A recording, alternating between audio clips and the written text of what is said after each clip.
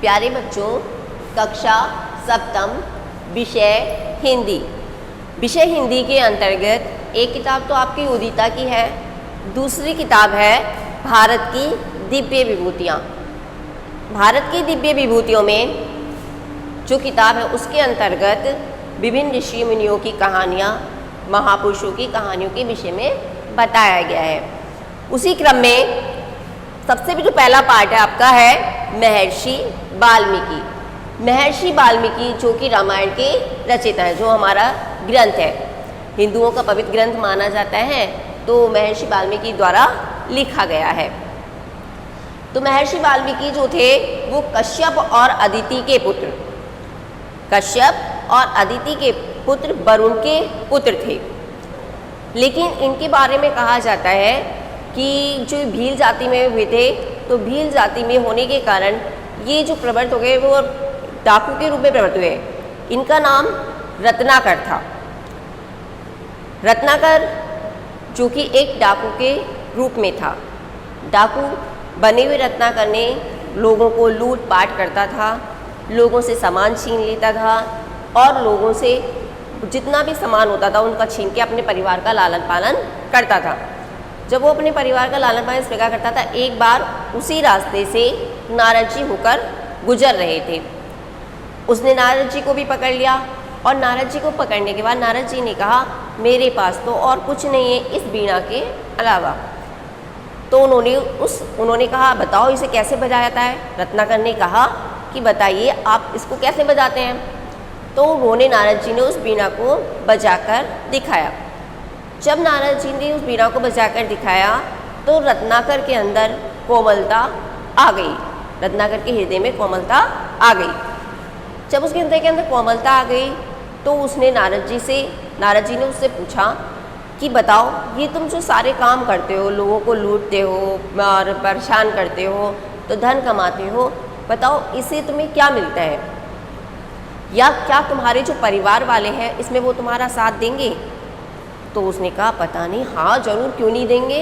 रत्नाकर ने कहा जरूर देंगे, मेरे परिवार वाले मेरा साथ देंगे, मैं तो अपने परिवार का लालन पालन करता हूँ इसी काम से। तो कहा अच्छा ठीक है, तुम पूछ कर आओ अपने परिवार वालों से, क्या वो तुम्हारा साथ देंगे, इस पाप कर्म में तुम्हारा साथ देंगे। उसने कहा ठीक है, लेकिन आप चले जाओगे। रत्नाकर ने नारद जी से कहा आप तो चले जाएंगे। तो उसने कहा नहीं नहीं, तुम मुझे इस पेड़ से बांध जाओ, मैं कहीं नहीं जाऊँगा। तो जो रत्नाकर था नारद जी को पेड़ से बांध जाता है और अपने परिवार वालों के पास जाता है। परिवार वालों के पास जाकर वो कहता है कि है ना, बताओ, सबसे अलग अलग पूछता है, अपने पत्नी से पूछता है, बताओ क्या तुम मेरे पाप कर्म में, जो तुम मैं धन कमा कर लाता हूँ, क्या तुम मेरे पाप कर्म में सहायता करोगी, यानी साथ दोगी। उसने कहा मैं क्यों दूंगी, मुझे क्या पता आप कहाँ से लाते हो पैसे। उसने अपने माता पिता से पूछा, माता पिता ने भी वही उत्तर दिया, हम क्यों तुम्हारे पाप कर्म में तुम्हारे सहभागी होंगे।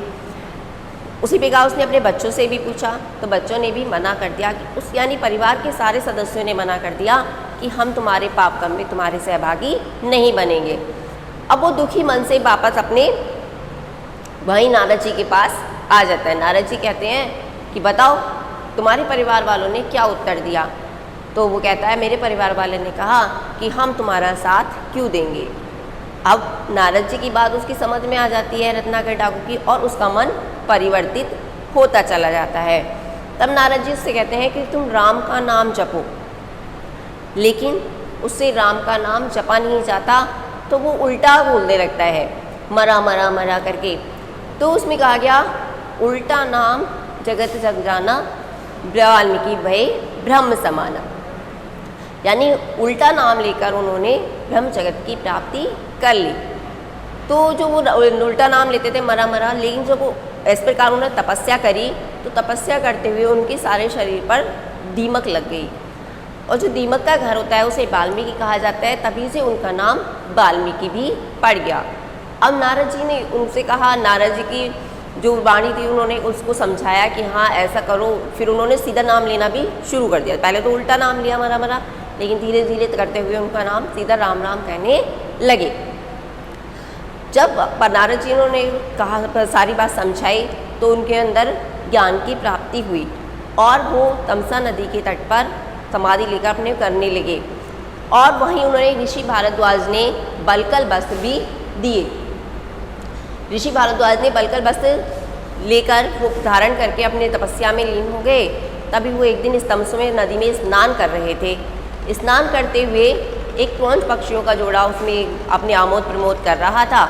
जब वो आमोद प्रमोद कर रहा था तो उन्होंने कहा कि है ना, जब एक बहेलिया आता है और एक तीर एक क्रौंच पक्षी के लग जाता है, दूसरा विलाप करने लगता है, तब उनके मुँह से एक श्लोक निकलता है। किसके? वाल्मीकि जी के मुख से एक श्लोक निकलता है, माँ निषाद प्रतिष्ठाम त्वम गमः श्वासती समा यत क्रोच मिथुनादेकम अधि काम मोहितम। इस श्लोक को सुनकर ये उन्होंने श्लोक बोला और जब वो अपने आश्रम में पहुँचे तो उन्होंने उस श्लोक के बारे में सोचा। तो जैसे सोच रहे थे तो ब्रह्मा जी का वहाँ पर आगमन हुआ तो उन्होंने कहा ये एक बृहद श्लोक है और इससे ही तुम एक बड़े ग्रंथ की रचना करोगे जो कि सारे संपूर्ण भारत में सभी पूरे देश में जाना जाएगा। और इसी से उन्होंने एक रामायण ग्रंथ की रचना करी। जब राम भगवान सीता जी को बाहर निकाल देते हैं तो लक्ष्मण जी उनको सीता जी को वाल्मीकि जी के आश्रम में ही पहुंचाकर आते हैं। वहीं उन्होंने लवकुश की देखरेख होती है, लवकुश का जन्म होता है, वहीं लवकुश की देखरेख होती है और वहीं वह अपना उसको रामायण की गायन भी सिखाते हैं, जिसका वो बाद में राम भगवान के सामने गायन करते हैं। इस रामायण में 7 कांड हैं, 500 अध्याय हैं और 24,000 श्लोक हैं। कितने हैं? रामायण में 7 कांड हैं, 500 अध्याय हैं और 24,000 श्लोक हैं। और ये संपूर्ण भारत में जानी जाती है। रामायण एक महाकाव्य ग्रंथ के रूप में जाना जाता है। रामायण का पाठ हिंदू धर्म में किया भी जाता है। जो वाल्मीकि थे इनकी जयंती संपूर्ण भारत देश में धूमधाम से मनाई जाती है। कब मनाई जाती है? आश्विन शुक्ल पूर्णिमा को इनकी जयंती मनाई जाती है। संपूर्ण भारत में धूमधाम से मनाई जाती है। अभी इसी क्रम में ये तो आपका पाठ एक महर्षि वाल्मीकि हुआ। इसके बाद इसी क्रम में पाठ 2 है आपका ऋषि कुमार नचिकेता। ऋषि कुमार नचिकेता, पहले जो ऋषि मुनि होते थे, पहले जो पढ़ाई होती थी वो गुरुकुल में जाकर होती थी, यानी ऋषि मुनि पठन पाठन का काम करवाते थे। तो एक थे बादश्रवा ऋषि थे, जिनके पुत्र का नाम था नचिकेता। इनके पुत्र का बादश्रवा ऋषि के पुत्र का नाम क्या था? नचिकेता था, ऋषि कुमार नचिकेता। तो एक बार बादश्रवा ऋषि ने विश्वजीत यज्ञ का आह्वान किया। जब विश्वजीत यज्ञ का कर रहे थे तो उन्हें उसमें संपूर्ण चीज़ें दान में देनी पड़ती हैं। तो उन्होंने अपनी सारी जितनी भी संपत्ति थी, सब चीज़ें थी, गाय थी, जितनी भी सब चीज़ें थी, सब चीज़ें दान में दी। तो उन्होंने कहा, सब चीज़ें जब दान में दे रहे थे तो जो गाय ऐसी थी जो दूध भी नहीं देती थी, मरियल सी थी, तो वो भी उन्होंने दान में देती। तो नचिकेता के मन में एक प्रश्न आया कि ये पिताजी क्या कर रहे हैं, ये तो शायद भूल गए हैं और ये ऐसे ही गायों को दे रहे हैं, ये तो कुछ काम की भी नहीं है और हमें ऐसी चीज़ तो दान में देनी ही नहीं चाहिए जो हमारे काम किसी के काम ना आए।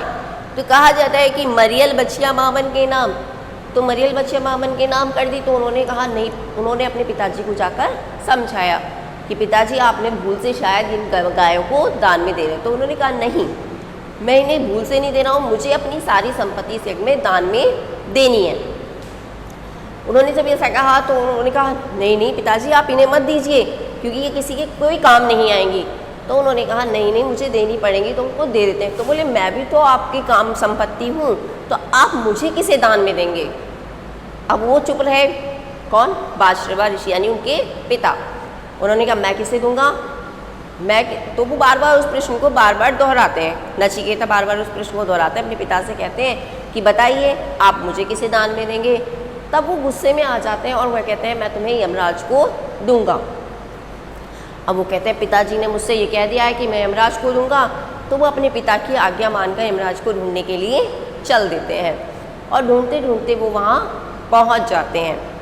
जब वो वहाँ पहुँचते हैं तो कोई भी उस बात पर ध्यान नहीं देता है कि ये क्यों आया है, छोटा सा बालक है। उन्होंने कहा अभी इसका टाइम भी नहीं हुआ है, पता नहीं क्यों आया है। तो 3 दिन तक वो वहीं पर रहते हैं। लेकिन जब यमराज को पता चलता है तो यमराज कहते हैं कि हाँ, जो अतिथि होता है उसका तो स्वागत करना चाहिए, और इस बच्चे ने 3 दिन तक भूखे प्यासे रहकर यहाँ पे मेरी प्रतीक्षा की है।